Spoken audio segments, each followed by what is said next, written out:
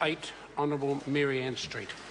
Thank you, Mr Speaker. My question is to the Minister for Tertiary Education, Skills and Employment, and asks, what was the problem that needed to be fixed when he proposed to reduce the size of university councils in the Education Amendment No. 2 bill?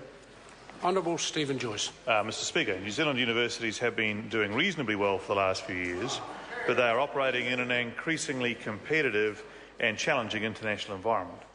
We have therefore been working on a number of initiatives to help maintain and improve their competitiveness and their responsiveness to the needs of students and improve the quality of the qualifications. Smaller, more agile university councils will help New Zealand universities meet strategic challenges like adapting more quickly to the needs of a rapidly changing employment market, adapting to new challenges from changing technology in teaching and learning, and strengthening their international linkages much more quickly and effectively. Supplementary question, Hon Maryan Street. To the Minister, what evidence is there that university councils behave in a less business-like or efficient manner when their numbers are greater than 12? Honourable Stephen Joyce. Well, Mr Speaker, in my previous answer I outlined some of the areas where I think universities could respond more strategically and effectively. As I say, a faster adaptation to the needs of a rapidly changing employment market, a faster strengthening of their linkages internationally, and dealing with the changing technologies of teaching and learning. All these things are very important. The member may or may not know it, but there's been a 40-year trend to reduce the size of governance bodies, whether it's in business and NGOs and charities and any nature of organisations.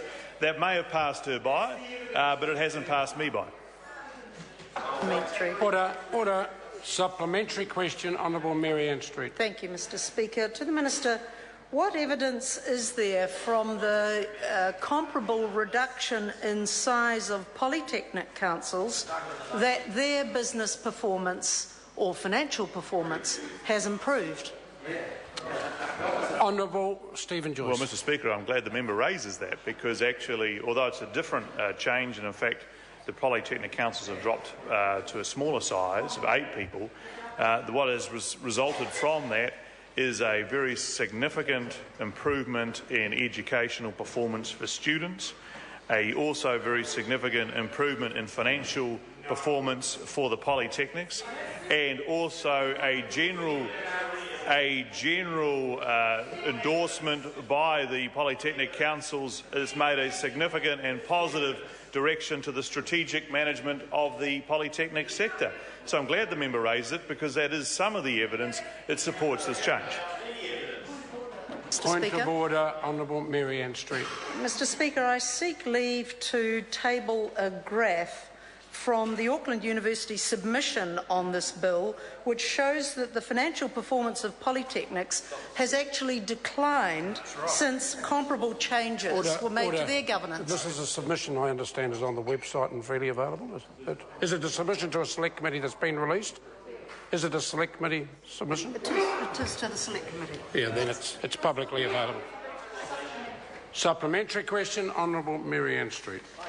To the Minister, which constituent parts of existing university councils should, in his view, be excluded by the reduction in council membership? Staff, students, alumni, Māori, Pacifica, business representatives, or other community interests?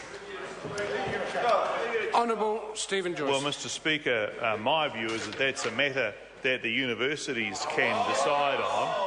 These are very large organisations with $7.4 billion worth of assets and actually 173,000 students being taught each year. I think we could trust them to decide what the makeup of the councils could be under their constitution. Supplementary question, Honourable Maryan Street. To the Minister, is the Vice-Chancellor of the University of Auckland, Stuart McCutcheon, wrong when he said of the bill, quote, The state molested is what we see in this bill. A greater influence of the minister, a lessening of the influence of other legal members of the institution, and something that will be to the detriment of our universities, unquote. And if he is wrong, why? And he's a Tory. Order. Honourable Stephen Joyce. Well, Mr Speaker, I think with respect to Stuart, the use of the word molestation in relation to university councils was way over the top. We're talking an adjustment in university governance. We're not talking molestation of universities by the state, and that sort of hyperbole does him no justice whatsoever. The reality is, Mr Speaker, that these are very moderate changes that will help boost the ability of our universities to respond strategically to a more competitive international environment. Question number 9, Ian McKelvey. Thank you, Mr Speaker. My question to the Minister for... Order. The conversation can cease. I'll allow Ian McKelvey to ask his question. Thank you, Mr Speaker.